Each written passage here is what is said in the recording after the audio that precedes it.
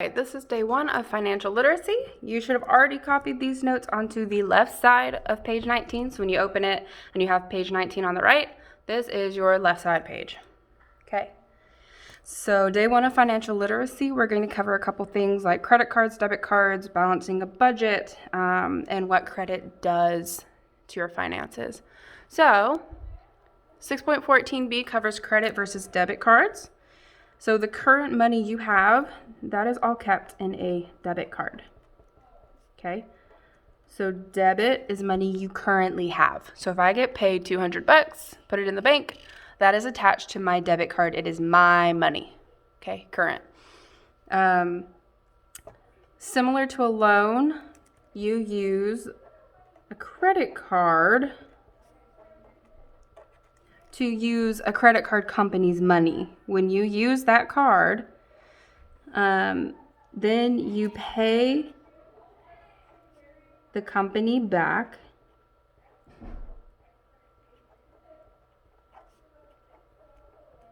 over time, and you pay them with interest. Okay? So debit card is your current money. A credit card is like borrowed money. You are borrowing money or like a loan from your bank or a credit card company, but you have to pay it back when it comes due. And when it comes due, you don't just pay them back what you borrowed, you pay them back what you borrowed plus interest. Okay? They're not just letting you borrow money for free. You have to give it back plus more. Okay? All right. So that ties into your bank account. When you use your debit and credit card, that involves balancing. This is called a check register. When people used to use checks for a lot of things, they had a little checkbook that had check registers in it that had the date, the description of what it was for, if it was a deposit or a withdrawal, and what your new balance was. That was a way for you to keep track. Today, this is more what your bank account online looks like. Okay, so you might not have a paper one, but online you still have the date that the transaction was made, the description, what you bought or what you were paid for, if it's a deposit, if you gained money in your account, or if you spent or withdrew money, and then the new balance. Okay. So in 6th grade, we have to figure out how to balance a check register. Last year you balanced a budget. This year you're doing it off of a check register. So you should have the starting balance for this one was $236.75. Okay, so the first one at the top, this is your starting balance. You do need to write that. Okay, so this is your starting balance on 11/15. The description is money from lawn mowing. Okay. Money from lawn mowing is a deposit, meaning we got paid for mowing lawns, $25. Okay. You will only have the amount in one column or the other. You won't have both because this is a deposit. We gained money. So we have our balance. Okay. So I'm going to write for our deposit to figure out my new balance. We have $236.75. Okay, we deposited means you added money to your account, $25.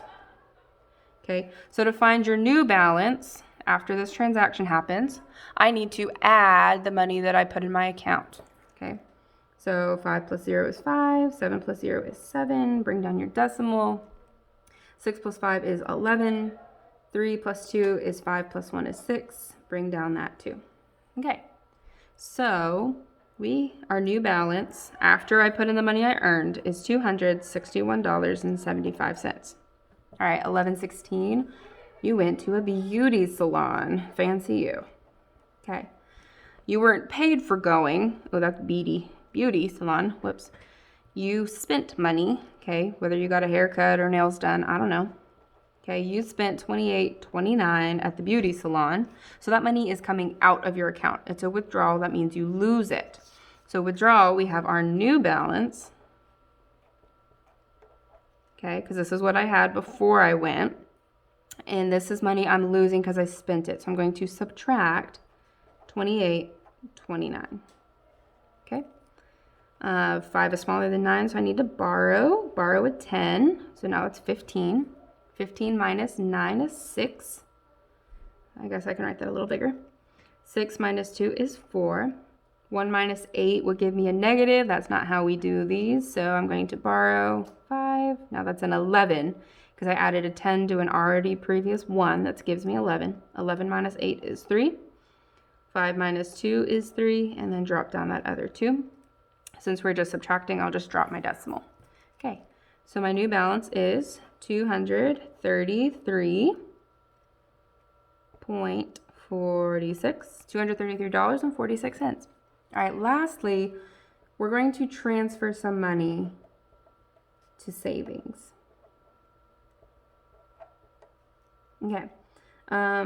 Transfer doesn't mean that you're gaining money or spending it, but it does mean that you're moving it to a different account. You're transferring something, you're moving it. So in this case, it's still leaving the account. And because it's leaving this account, just because it doesn't mean you are having less money, this account will have a withdrawal. Okay. All right, so we're transferring $40 to savings. So my savings account will get a deposit, but this checking account will lose that $40 that I'm moving.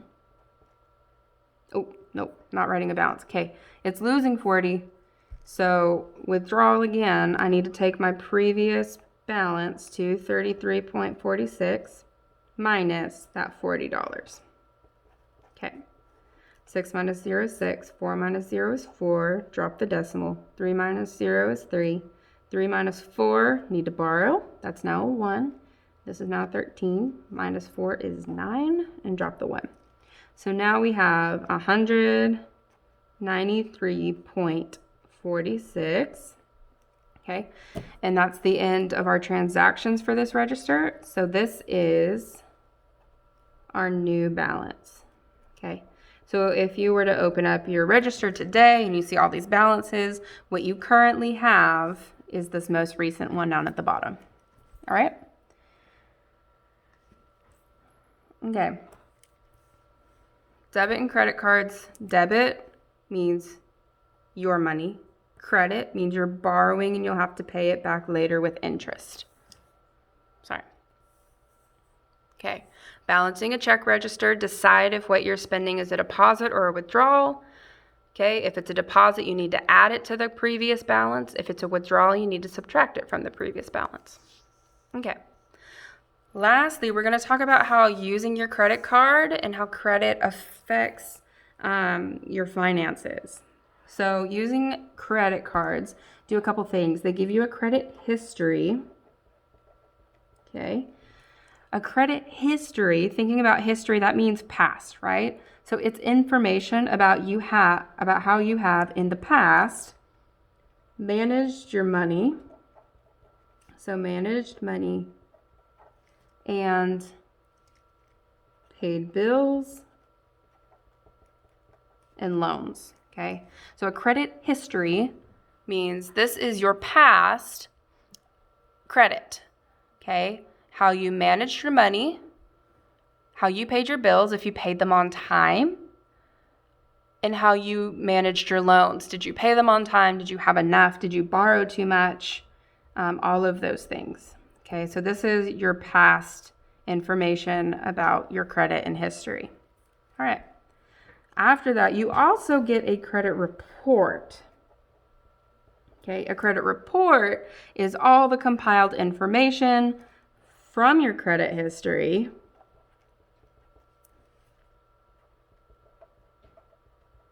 your personal information, your employment background, and your current income. The information on a credit report stays on a credit report for 7 years, okay? It's not like it stays on there for 1 year. It stays on there for at least 7 years, okay? So a credit report includes your credit history, if you've paid your bills on time, how many loans you have. It also includes personal information, okay? It includes things like where you live, whatever, where you work, your employment background. It shows if you've had unemployment gaps. It shows if you've stuck with jobs for a long time or jumped around.